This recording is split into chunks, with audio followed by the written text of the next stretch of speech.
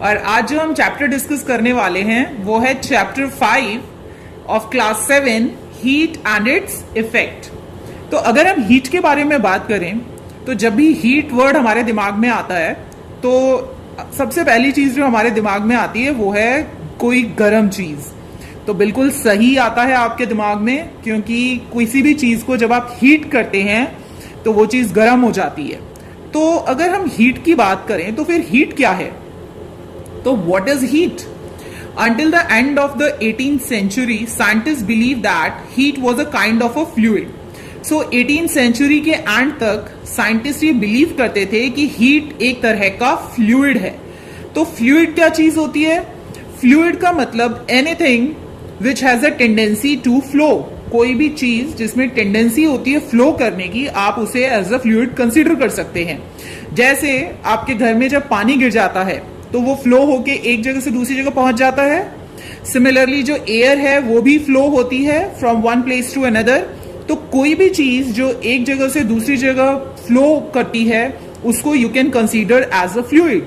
तो साइंटिस्ट को ये लगता था कि हीट जो है वो भी एक तरह की फ्लूइड है जो कि फ्लो करती है, which was gain by a body when it was heated. तो जब भी आप किसी बॉडी को गर्म करते हैं तो हीट जो है वो फ्लो करती है उस बॉडी में और वो बॉडी जो है वो गर्म हो जाती है।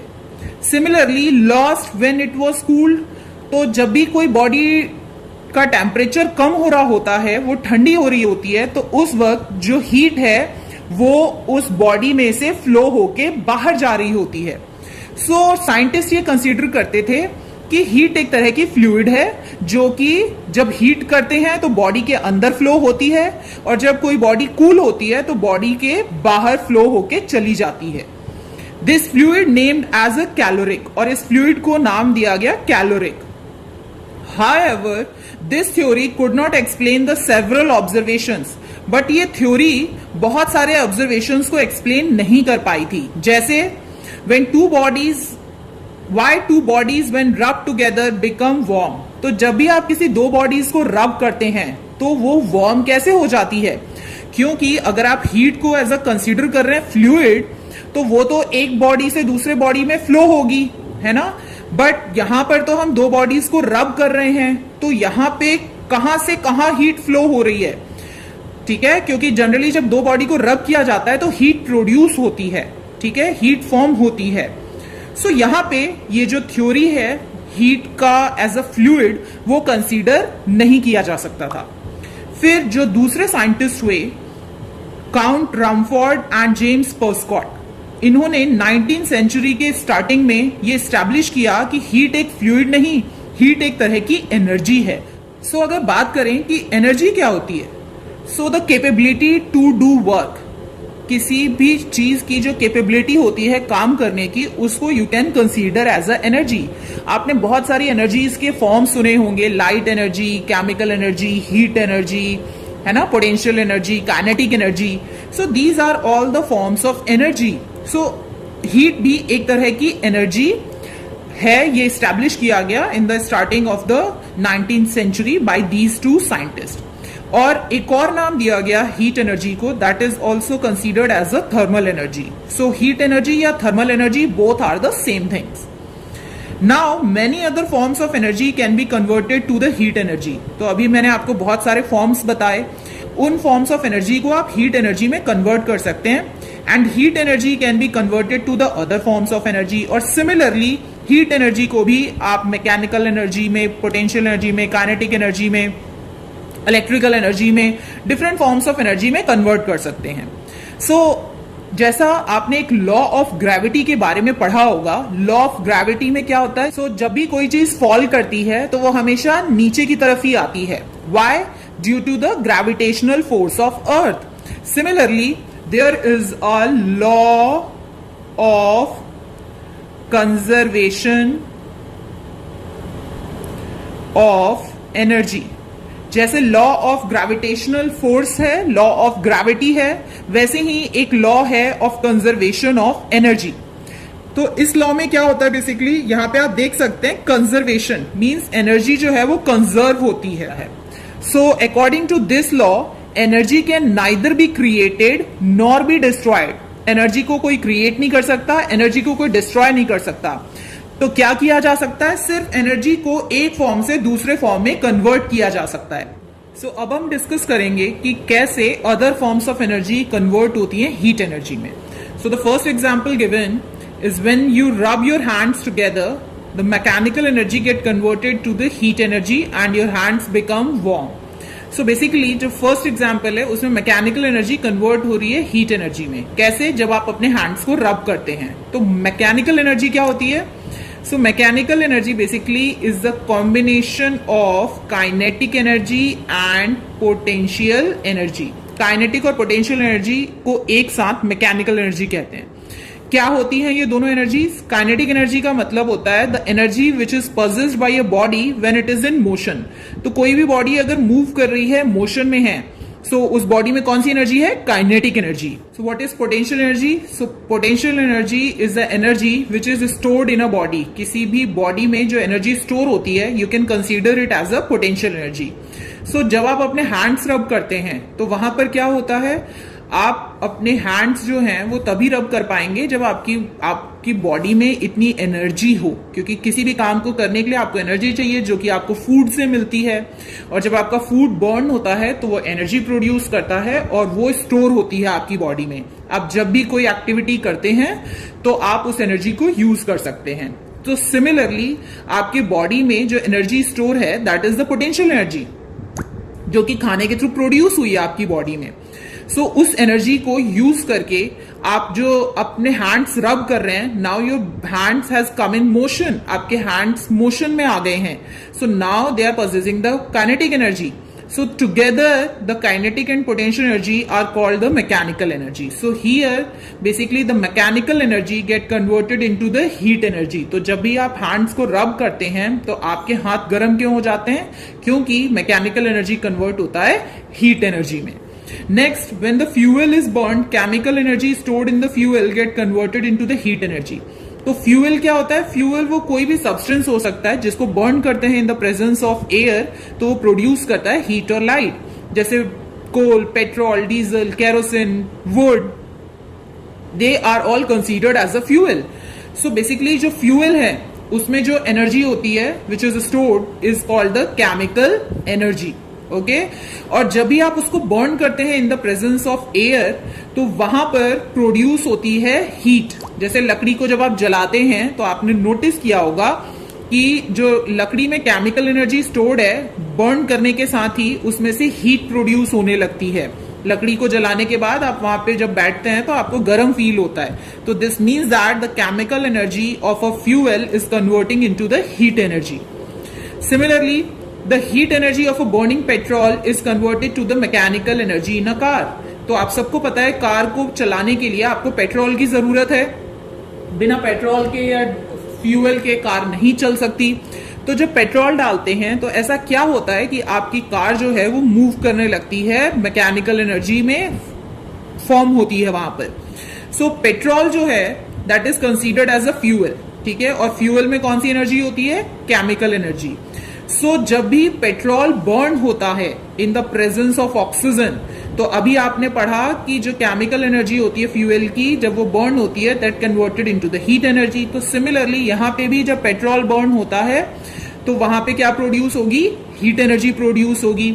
जब हीट प्रोड्यूस होगी तो वहां पे जो एयर है, जो गैसेस हैं बेसिकली अवेलेबल, वो एक्सपैंड होंगे और उनके एक्सपेंशन से वहां जो पिस्टन होते हैं उन पे प्रेशर एक्सर्ट होता है और पिस्टन मूव करना शुरू कर देते हैं, और जिसके कारण आपका इंजन स्टार्ट हो जाता है गाड़ी का, और उसके कारण आपकी जो गाड़ी है वो मोशन में आ जाती है।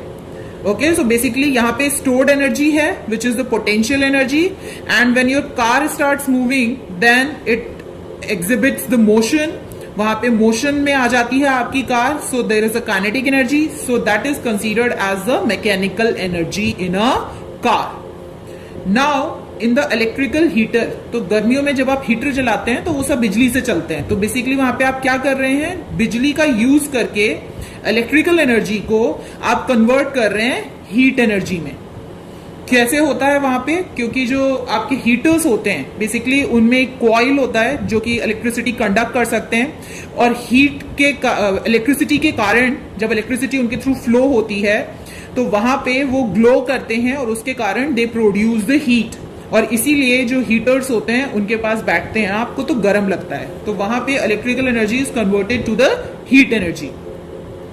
इन अ पावर हाउस का मतलब जहां पे पावर जनरेट की जाती है, मतलब इलेक्ट्रिसिटी प्रोड्यूस की जाती है, वहां पर heat energy of a burning coal is converted into the electrical energy.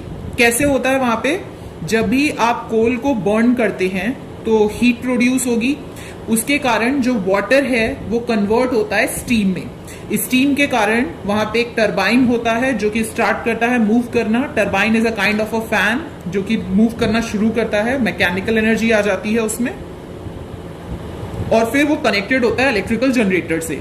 सबको पता है कि जो जनरेटर है वो इलेक्ट्रिसिटी प्रोड्यूस करता है। सो बेसिकली वहां पे आप हीट एनर्जी को कन्वर्ट कर रहे हैं into the electrical energy. Now when a solid, liquid और a gas is heated, its molecule gain the energy and start moving fast. So आपने ये नोटिस किया होगा कि जब भी आप टेम्परेचर बढ़ाते हैं तो कोई भी चीज अगर सॉलिड स्टेट में है तो it start converting into the liquid state, और ज्यादा टेम्परेचर बढ़ाएंगे तो it start converting into the gaseous state. तो कोई भी चीज सॉलिड स्टेट में क्यों एग्जिस्ट करती है, क्योंकि उसके मॉलिक्यूल्स बहुत ही टाइटली पैक्ड होते हैं। Let me draw it for you. Suppose this is the condition for any substance which exist in the solid state. Okay, अब लिक्विड की हम बात करें तो आप सबको पता है कि लिक्विड के मॉलिक्यूल्स के बीच में गैप होता है। So this is the liquid. और अगर हम गैस की बात करें तो गैस के पार्टिकल्स जो होते हैं वो एक दूसरे से बहुत दूर दूर होते हैं। तो कोई भी चीज सॉलिड स्टेट में इसलिए है क्योंकि उसके पार्टिकल्स जो हैं टाइटली पैक्ड हैं। कोई भी सब्सटेंस लिक्विड स्टेट में इसलिए है क्योंकि उसके पार्टिकल्स के बीच में गैप है थोड़ा। फोर्स ऑफ अट्रैक्शन कंपैरेटिवली इसके कम होता है यहाँ पे, और इसके पार्टिकल्स जो होते हैं वो बहुत ज्यादा दूर दूर होते हैं। इनके पार्टिकल्स के बीच में फोर्स ऑफ अट्रैक्शन सबसे कम होता है। तो अगर मुझे सॉलिड से लिक्विड बनाना है तो मुझे क्या करना पड़ेगा, इन पार्टिकल्स के बीच के फोर्स ऑफ अट्रैक्शन को कम करना पड़ेगा, and I have to create the gap between the particles. Similarly अगर लिक्विड से गैस बनाना है तो मुझे क्या करना पड़ेगा, इन पार्टिकल्स के बीच के फोर्स ऑफ अट्रैक्शन को कम करना पड़ेगा और इनके गैप्स को और ज्यादा इंक्रीज करना पड़ेगा। तो कैसे होता है, जब भी आप हीट करते हैं, ठीक है, जब भी आप टेम्परेचर बढ़ाते हैं, तो जब भी आप गर्म कर रहे हैं तो बेसिकली क्या हो रहा है, वहां पे जो पार्टिकल्स हैं whether it's of a solid और ऑफ अ लिक्विड, ठीक है, so they start gaining the energy, उनको एनर्जी मिलने लगती है, और एनर्जी मिलने के साथ ही वो बहुत फास्ट मूव करना शुरू कर देते हैं। And when they are moving fast, जब वो फास्ट मूव करते हैं, सो उस वक्त क्या होता है कि they start colliding with each other. एक जो फोर्स ऑफ अट्रैक्शन है उनके बीच का वो और ज्यादा कम होता जाएगा, और फोर्स ऑफ अट्रैक्शन कम होने से जो पार्टिकल्स हैं उनके बीच का गैप बढ़ता जाएगा, और इसीलिए जो हीट होती है वो मॉलिक्यूल्स के बीच के गैप को बढ़ा देती है, और इसके कारण जो मॉलिक्यूल्स हैं वो दूर दूर हो जाते हैं, and that causes the change in state. So heat energy is therefore the energy of the movement of the molecules. So heat energy क्या करती है, वहां पे मॉलिक्यूल्स को एनर्जी प्रोवाइड करती है फॉर देयर मूवमेंट, और उनके मूवमेंट से क्या होता है, फोर्स ऑफ अट्रैक्शन पार्टिकल्स के बीच का डिक्रीज होता है, और फोर्स ऑफ अट्रैक्शन डिक्रीज होने से distance between the particle increase होता है, and that causes the change in state. So the next topic which we are going to cover is the effects of heat. तो जब भी किसी substance को heat किया जाता है तो उससे क्या क्या इफेक्ट कॉज होते हैं। आपको उसके लिए क्या करना है, आपको एक वेसल लेना है, उसमें पानी डालना है, और फिर उसके बाद उसमें कुछ वेजिटेबल्स ड्रॉप करनी है और उस वेसल को हीट करना है। तो जैसे ही आप उस वेसल को हीट करेंगे तो आप उसमें क्या ऑब्जर्व करेंगे कि जो पानी है वो वार्मर होने लगता है, गर्म होने लगता है। तो इसका मतलब किसी भी सब्सटेंस को जब आप हीट करते हैं तो वहां पे जो टेम्परेचर है वो इंक्रीज होने लगता है। So the heat cause the increase in temperature.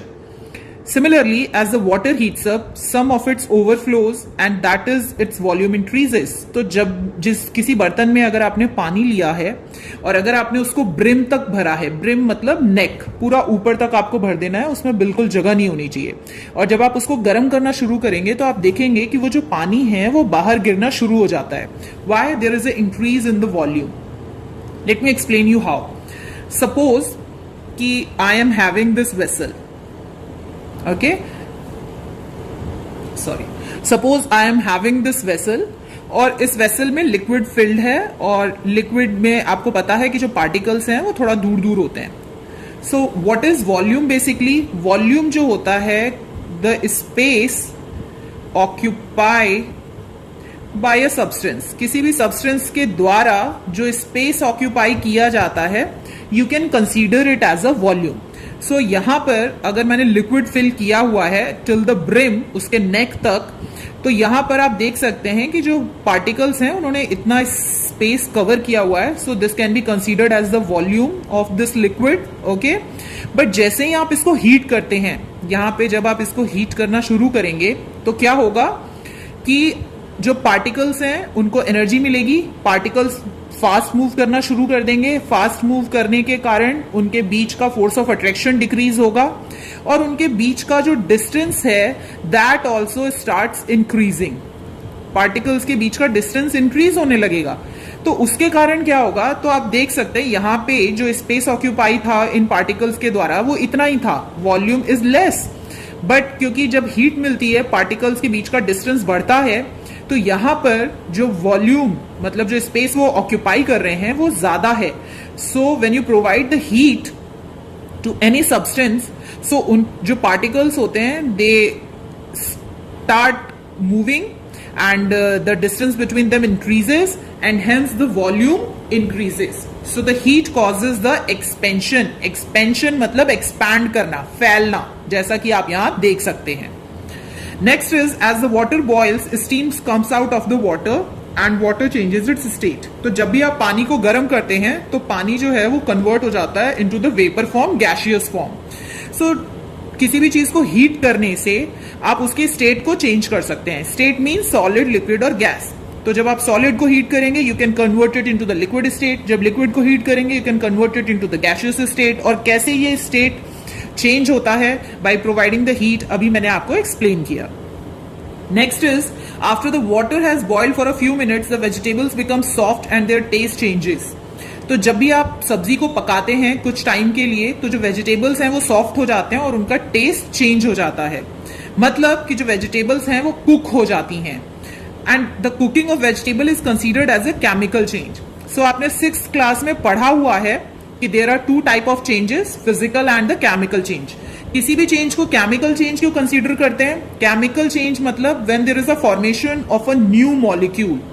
जब भी कोई 2 सब्सटेंस कंबाइन करते हैं और उनके कंबाइन करने से वहां पे एक नया सब्सटेंस फॉर्म होता है, नया मॉलिक्यूल फॉर्म होता है, तो you can consider that as a chemical change. तो जब भी आप सब्जियों को पकाते हैं तो वहां पे there occurs a chemical change. Similarly let me give you one more example, जिसमें आपने लास्ट चैप्टर में पढ़ा था into the structure of matter कि आप आयरन फिलिंग्स लेते हैं और सल्फर लेते हैं.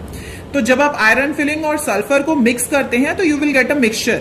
बट जैसे ही आप आयरन फिलिंग और सल्फर के मिक्सचर को हीट करते हैं सो वहां पे there is a formation of a new molecule that is called the iron sulphide. So basically it's considered as a chemical change क्योंकि नया मॉलिक्यूल फॉर्म हो रहा है. So similarly the heat can cause the chemical changes.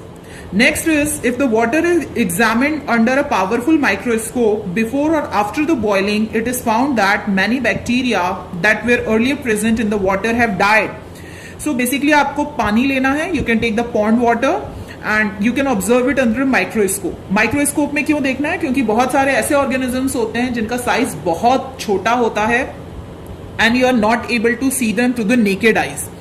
So microscope में जब आप देखेंगे तो वहां पे पानी में बहुत सारे बैक्टीरियाज होते हैं, जर्म्स होते हैं. ओके, और जब आप उनको गर्म करने से पहले देखेंगे तो वहां पे आपको वो बैक्टीरियाज दिखेंगे. But as and when you boil the water तो वो बैक्टीरियाज डेड हो जाते हैं, मर जाते हैं.